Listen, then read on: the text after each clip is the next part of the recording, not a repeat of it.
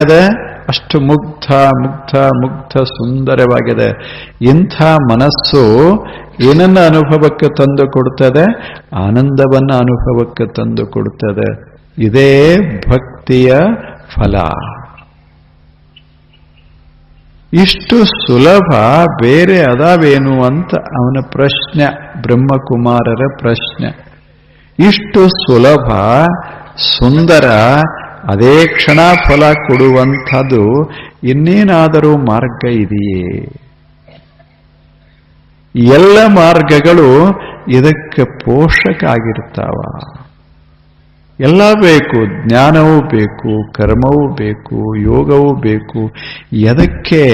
ಈ ಭಕ್ತಿಯ ಅಂಶವನ್ನು ಒಳಗೊಳ್ಳೋದಕ್ಕಾಗಿ. ಎಲ್ಲ ಕಡೆ ಬೇಕು.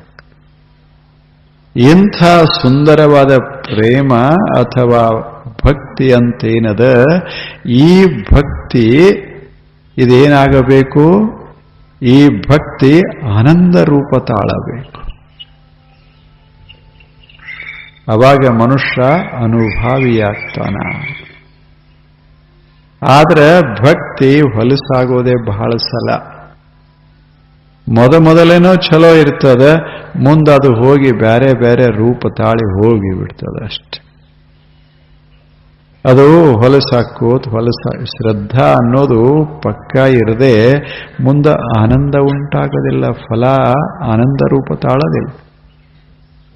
ಅವಾಗ ಭಕ್ತಿ ಈಗ ಒಂದು ಕೆಲವು ಇವು ಇರ್ತಾವಲ್ಲ, ನೋಡಿರಲ್ಲ, ಹಳ್ಳ ಹರಿತಿರ್ತಾವ, ಮಳೆ ಬಿದ್ದು ಕೂಡ್ಲೆ ಹರದಂಗ ಮಾಡ್ತಾವ, ಮಳೆ ನಿಂತು ಕೂಡ್ಲೆ ನಿಂತ ಹೋಗ್ತಾವ.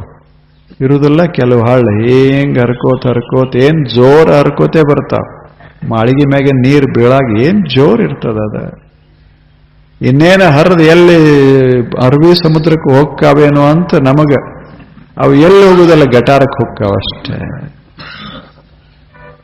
ಮತ್ತೆ ಎಷ್ಟು ಸ್ವಚ್ಛ ನೀರು ಇರ್ತದ ಬೀಳುವಾಗ, ಮಾಳಿಗೆ ಮೇಲೆ ಬೀಳುವಾಗ ಎಷ್ಟು ಸ್ವಚ್ಛ ನೀರ, ಎಷ್ಟು ಸ್ವಚ್ಛ ಆಕಾಶದಿಂದ ಬೀಳ್ತ.